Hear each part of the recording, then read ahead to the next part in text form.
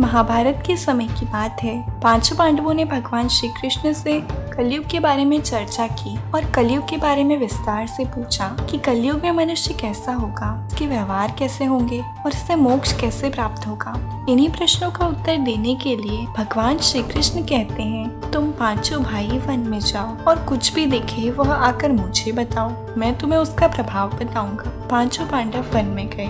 युधिष्ठिर महाराज ने देखा कि एक हाथी की 2 सूंड है। यह देखकर युधिष्ठिर के आश्चर्य का पार न रहा। अर्जुन दूसरी दिशा में गए। वहां उन्होंने देखा कि एक पक्षी, उसके पंखों पर वेद की रचनाएं लिखी हुई हैं, पर वह पक्षी मुर्दे का मांस खा रहा है। यह भी आश्चर्य है। भीम ने देखा कि गाय ने बछड़े को जन्म दिया है और बछड़े को इतना चाट रही है कि बछड़ा लहूलुहान हो गया। सहदेव ने देखा कि 6-7 कुएं हैं और आसपास के कुओं में पानी है, किंतु बीच का कुआं खाली है। बीच का कुआं गहरा है, फिर भी पानी नहीं है। पांचवें भाई नकुल ने देखा कि एक पहाड़ के ऊपर से एक बड़ी शिला लुढ़कती लुढ़कती आती है और कितने ही वृक्षों से टकराई, पर उन वृक्षों के तने उसे रोक न पाए। कितनी अन्य शिलाओं के साथ टकराई, पर वह रुक न सकी। अंत में एक अत्यंत छोटे पौधे का स्पर्श होते ही वह स्थिर हो गई। शाम को पांचों पांडव श्री कृष्ण के पास आए और अपने अलग अलग दृश्यों का वर्णन करने लगे। युधिष्ठिर कहते हैं, मैंने 2 सूंड वाला हाथी देखा तो मेरे आश्चर्य का कोई पार न रहा। तब श्री कृष्ण कहते हैं, कलयुग में ऐसे लोगों का राज्य होगा जो दोनों ओर से शोषण करेंगे, बोलेंगे कुछ और करेंगे कुछ। ऐसे लोगों का राज्य होगा। अर्जुन ने श्री कृष्ण से कहा कि मैंने देखा एक पक्षी के पंखों पर वेद की रचनाएं लिखी हुई हैं और वह पक्षी मुर्दे का मांस खा रहा है। तब श्री कृष्ण कहते हैं, इसी प्रकार कलयुग में ऐसे लोग होंगे जो बड़े बड़े पंडित और विद्वान कहलाएंगे, किंतु वे यही देखते रहेंगे कि कौन सा मनुष्य मरे और हमारे नाम संपत्ति कर जाए। संस्था के व्यक्ति विचारेंगे कि कौन सा मनुष्य मरे और संस्था हमारे नाम हो जाए। हर जाति धर्म के प्रमुख पद पर बैठे विचार करेंगे कि कब किसका श्राद्ध है, चाहे कितने ही बड़े लोग हैं, किंतु उनकी दृष्टि तो धन के ऊपर यानी मांस के ऊपर ही रहेगी। भीम ने देखा कि गाय अपने बछड़े को इतना चाटती है कि बछड़ा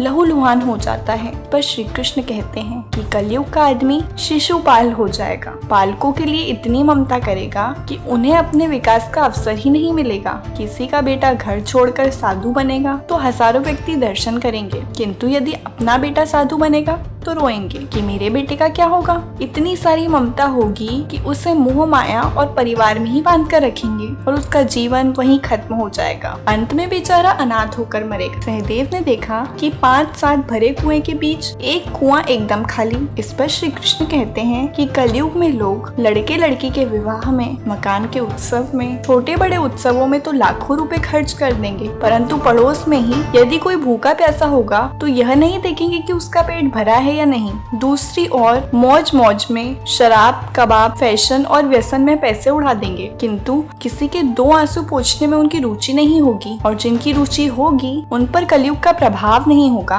उन पर भगवान का प्रभाव होगा। नकुल ने देखा कि एक बड़ी चट्टान पहाड़ से लुढ़की, वृक्ष के तने और चट्टान उसे रोक न पाए, किंतु एक छोटे से पौधे से टकराती है, वही चट्टान रुक गई। इस पर श्री कृष्ण कहते हैं कि कलयुग में मानव का मन नीचे गिरेगा, उसका जीवन पतित होगा। यह पतित जीवन धन की शिलाओं से नहीं रुकेगा, न ही सत्ता के वृक्षों से रुकेगा, किंतु हरि नाम के एक छोटे से पौधे से, हरि कीर्तन के एक छोटे से पौधे से मनुष्य जीवन का पतन होना रुक जाएगा।